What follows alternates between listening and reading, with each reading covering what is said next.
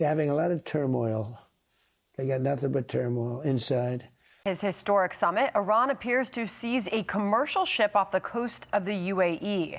3 U.S. warships in the strait faced an intense Iranian assault today. The duty officer aboard USS Bataan presses the red button on the ship-to-shore encrypted line at 0614 local time, sending a forward message to 5th Fleet headquarters in Bahrain, Viper 2-1 down.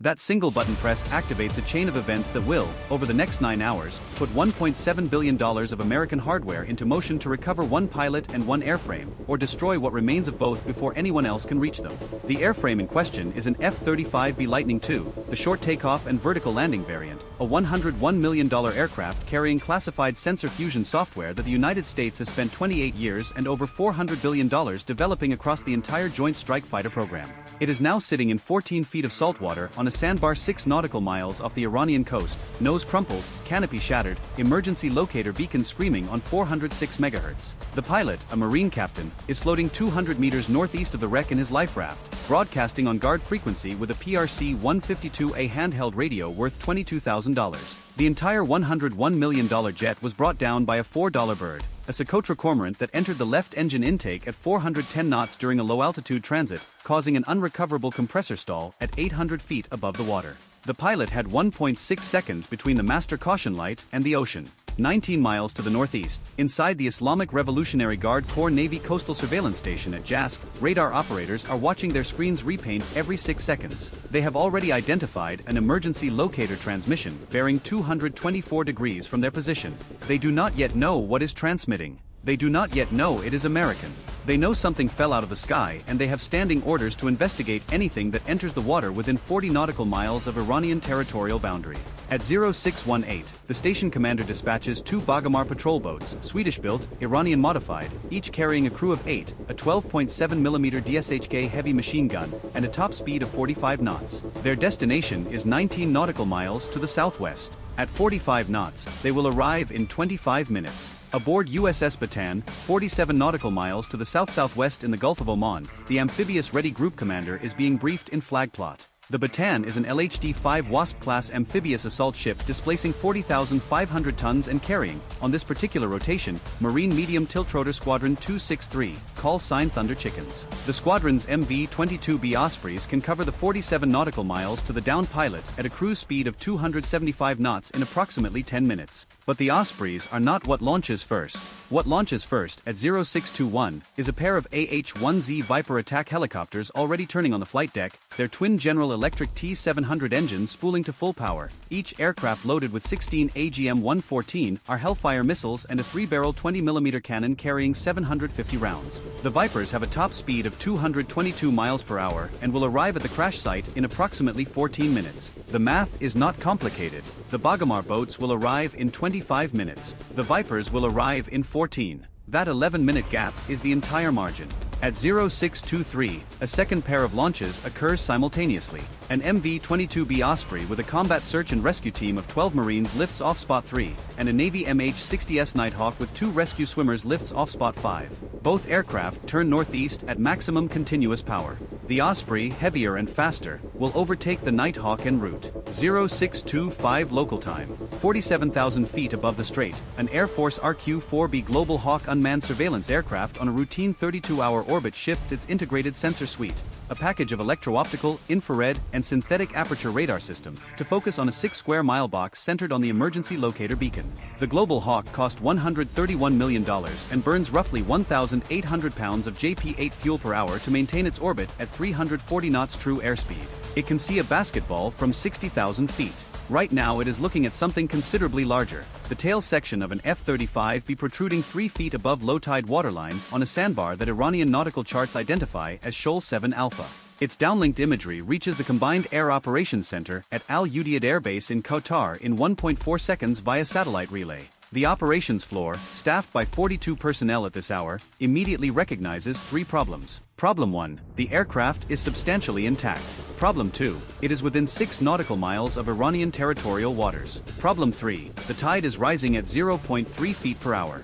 Within 10 hours, the aircraft will be fully submerged at high tide, but that is not the concern. The concern is the next 25 minutes. At 0627, the COC duty director picks up the red phone to Central Command Headquarters at MacDill Air Force Base in Tampa, Florida, where it is 2,227 the previous evening.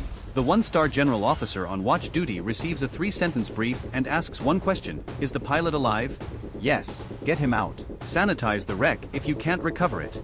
That second sentence authorizes the expenditure of up to $8 million in ordnance to destroy an American aircraft if extraction of classified components proves impossible. The idea of spending $8 million to destroy $101 million of your own equipment to prevent someone else from learning how you spent $400 billion is the kind of math that only exists in defense procurement. The pilot, Marine Captain designated Viper 2-1 for communication security, is floating in his LPU-36 life preserver unit, his helmet visor cracked, his left wrist sprained from the ejection sequence, his right hand pressing the transmit button on his survival radio every 30 seconds. He can hear outboard engines to his northeast, 2 of them, getting louder. He cannot see them yet because the morning haze over the strait reduces visibility to approximately 4 nautical miles at surface level. But sound travels well over flat water at dawn, and those engines are at full throttle. He estimates their bearing at 040 relative to his position. He keys his radio and transmits, "Any station Viper 2-1, I have surface contacts approaching from the northeast, request immediate extraction, authenticate Charlie Foxtrot 7. The lead AH-1Z Viper pilot, call sign Scarface 5-1, receives the transmission at a range of 31 nautical miles. He pushes his aircraft from 180 knots to 210 knots, maximum level airspeed, and begins coordinating with his wingman for a threat axis approach from the south. What the Bagamar crews did not know was that the moment the coastal surveillance station transmitted the dispatch order on high-frequency radio, a Navy EP-3E Ares II signals intelligence aircraft orbiting 190 nautical miles to the south had intercepted, translated, and forwarded the communication to every American asset in the theater within 94 seconds. Every American aircraft heading toward that sandbar already knows exactly how many boats are coming, what direction they are traveling, and what weapons they carry. The Bagamar boats are 7 nautical miles from the crash site now, doing 45 knots in a loose combat spread formation, the 2 boats separated by 400 meters. Each boat displaces 9 tons. Each cost the IRGC Navy approximately $300,000 to build and modify. Their combined value, hull, engine, weapons, crew and all, is $600,000. The pair of AH-1Z Vipers heading toward them carry ordnance valued at $1.4 million each, mounted on airframes worth $27 million each. The approaching rescue Osprey cost $72 million. The Global Hawk overhead cost $131 million. The combined American response heading toward 2 fiberglass patrol boats totals roughly $389 million in hardware value. The fiberglass boats cost less than the fuel the response burned getting there. The pilot hears the outboard engines more clearly now. He pulls his M9A1 service pistol from its waterproof holster, a $600 sidearm with an effective range of 50 meters against a boat moving at 45 knots. He does not rack the slide. He knows what it can and cannot do. He puts it on his lap and keeps transmitting. The Bagamar boats are 4 nautical miles from the crash site. They have now identified the tail section above water through binoculars. Their formation tightened.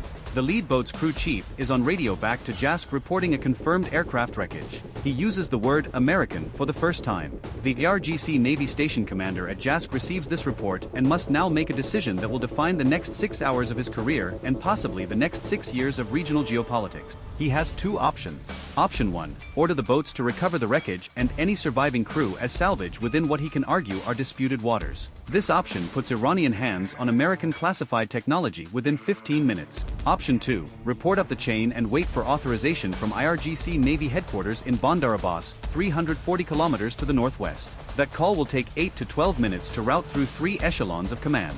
In that time, the wreckage may be recovered by the Americans themselves. He chooses option 1. It is the bold choice. It is the clever choice. It is also the wrong choice, because it assumes the only American assets nearby are underwater and unconscious. That assumption was correct 9 minutes ago.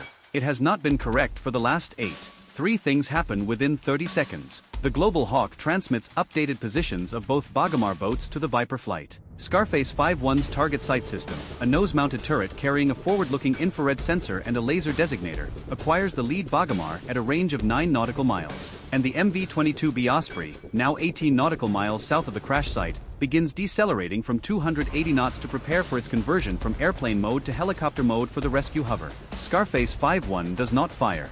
He is not authorized to fire. Rules of engagement in the 5th Fleet area of operations require positive hostile intent or hostile act before weapons release against surface contacts. 2 boats approaching a crash site do not constitute hostile intent. Not yet. What constitutes hostile intent is aiming a weapon at a U.S. service member. What constitutes hostile act is firing one. The pilot in the water is 200 meters southwest of the aircraft wreckage. The boats are heading for the wreckage, not the pilot. This distinction is 200 meters wide and represents the difference between a justified engagement and an international incident. The Viper flight descends to 200 feet above the water, airspeed 190 knots, approaching from the south. At 4 nautical miles they are visible to the Bagamar crews as 2 dark shapes against the gray horizon, moving far too fast to be anything commercial. The lead Bagamar helmsman identifies them as attack helicopters and reports to the station. The station commander now faces his second decision in 3 minutes. Withdraw, and he loses the wreckage. Continue, and he puts his boats under the guns of aircraft specifically designed to destroy boats exactly like his. He calculates correctly that the Americans will not fire first. He orders his boats to continue to the wreckage at maximum speed. He is betting 16 lives and $600,000 in patrol boats on American rules of engagement.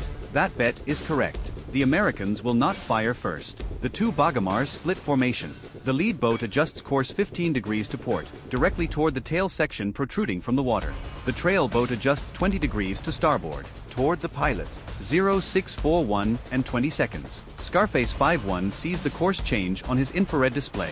The trail Bagamar is now heading directly for the life raft. The pilot in the water transmits, "Scarface, they're coming at me." The rules of engagement calculation just changed. A foreign military vessel is now closing on a U.S. service member in distress in international waters, not on wreckage. On a person.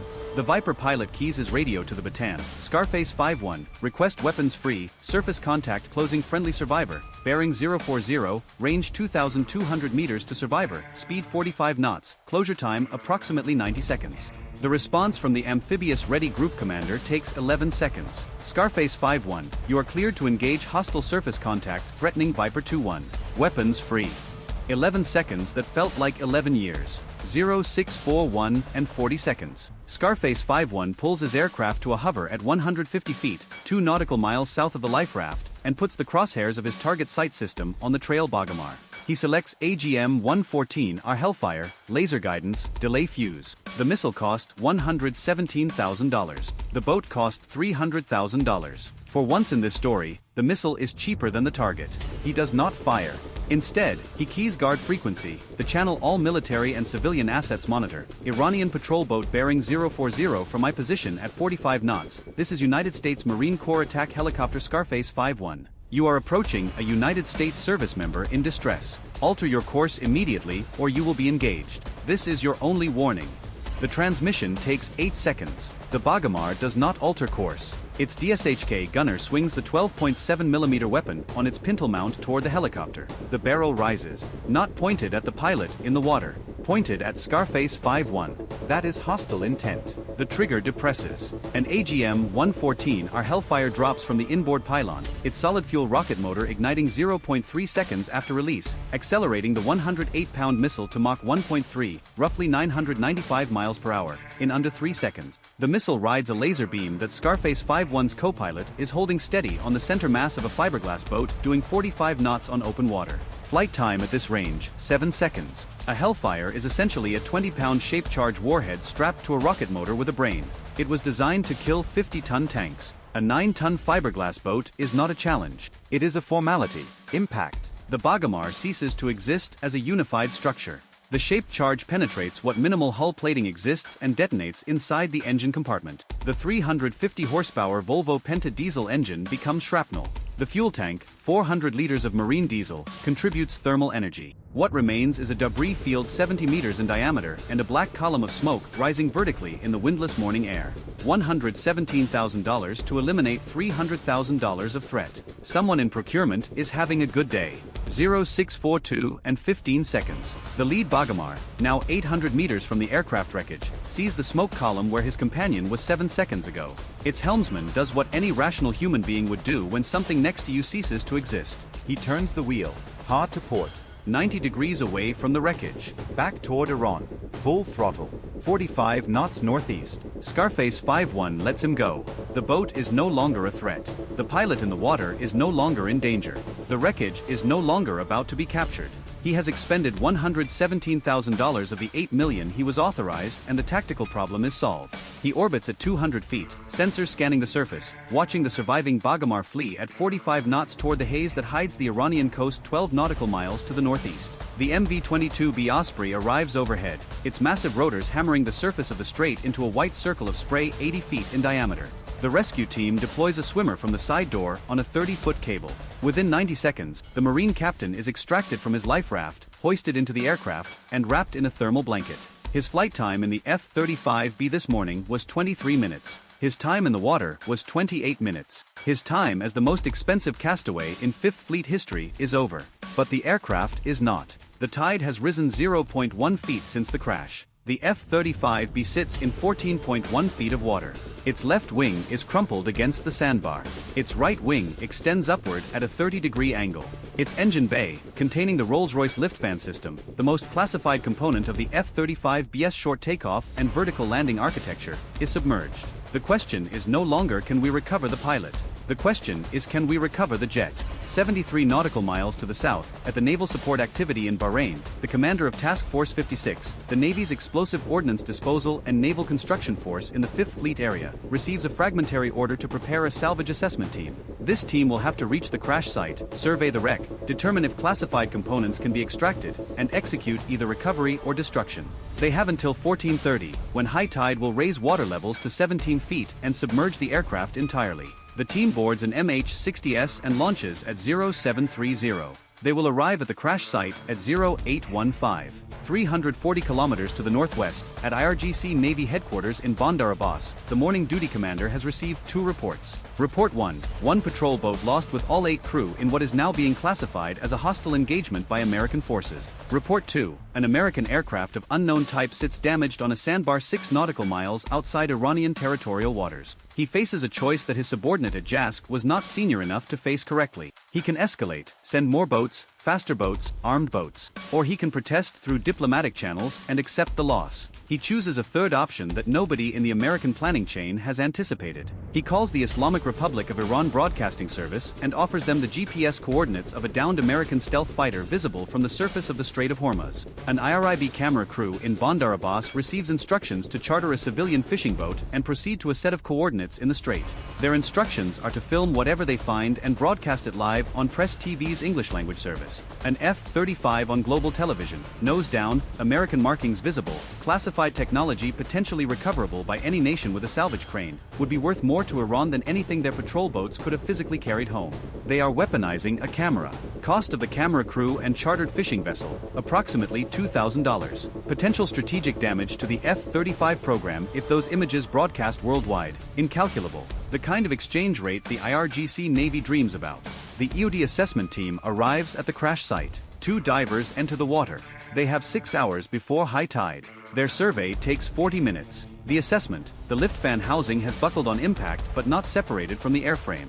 The APG-81 active electronically scanned array radar, the jet's $30 million brain, is damaged but intact in the nose section.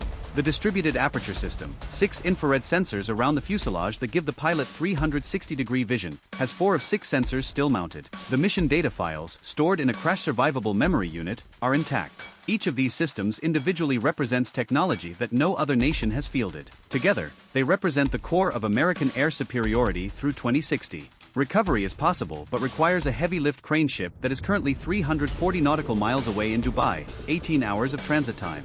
Destruction is possible now with 4 GBU, 12 paveway 2 laser-guided bombs dropped from any available strike aircraft. Each GBU, 12 costs $21,000. Total destruction cost, $84,000 to destroy 101 million. The CAOC at Al Udeid patches through to CENTCOM. The 1-star general on watch, now approaching midnight in Tampa, poses the question to the 3-star deputy commander: recover or destroy? The 3-star calculates time: 18 hours for the crane ship. The IRIB camera crew, which the EP-3E has been tracking since they chartered their fishing boat, will arrive in approximately 2 hours. Iranian fast attack craft from Bandar Abbas could sortie at any moment, escalating the situation from a single lost boat to something that requires carrier strike group intervention. The USS Dwight D. Eisenhower Carrier Strike Group is operating 450 nautical miles to the southwest in the North Arabian Sea. Repositioning it would take 14 hours and send a signal visible from every satellite in orbit. Destruction is ordered at 0824. An F divided by a -18 F Super Hornet, call sign Victory 35, launches from the deck of USS Dwight D. Eisenhower 450 nautical miles to the southwest. It carries 4 GBU-12 Paveway 2 bombs under its wings, 500-pound class weapons with laser guidance kits bolted to the nose. The pilot will cover 450 nautical miles at 480 knots and arrive overhead the crash site at approximately 0935. The aircraft cost $66 million. It is being sent to destroy something worth $101 million. The bombs it carries cost $84,000 total. Nothing about any of these numbers makes sense in any context other than the one that actually exists. The chartered fishing vessel carrying the IRIB camera crew is 22 nautical miles northeast of the crash site, making 12 knots. It will arrive at approximately 10:20. That is 45 minutes after the Super Hornet arrives. This timing is not an accident. It is the reason the destruction order was given when it was. The EOD team extracts from the water and boards their helicopter. They have removed the crash survivable memory unit, a device the size of a hardback book containing every software protocol and mission data format the aircraft ever processed. That single unit is arguably worth more than the airframe. They depart to the south. Victory 35 arrives overhead at 22,000 feet. The pilot rolls into a 30-degree dive, selects GBU-12 on his stores management system, and places the laser designation point on the exposed right wing root of the F-35 be sitting in 14.4 feet of water on Shoal 7 Alpha. The laser fires. The bomb releases. 500 pounds of high explosive and steel casing falls for 28 seconds, its guidance fins twitching 6 times per second to stay centered on the reflected laser energy bouncing off an American-made aircraft. Impact.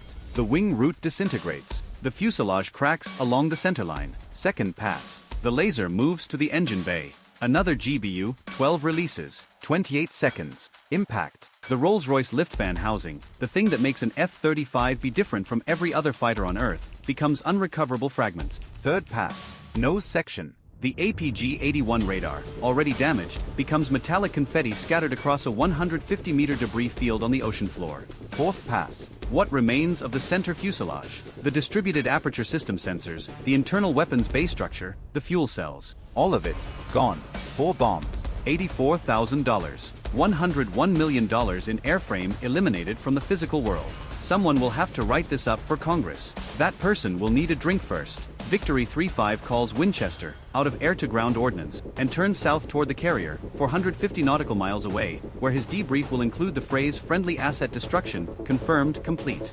12 nautical miles to the northeast, the surviving Bagamar helmsman who fled 3 hours ago is now sitting in the IRGC Navy station at Jask, writing a report that will end at least one career, his station commander's. That officer bet 16 lives and $600,000 on getting to wreckage before the Americans could respond. 8 of those lives and half that money are now debris in the strait. The wreckage he was reaching for is now debris on a sandbar.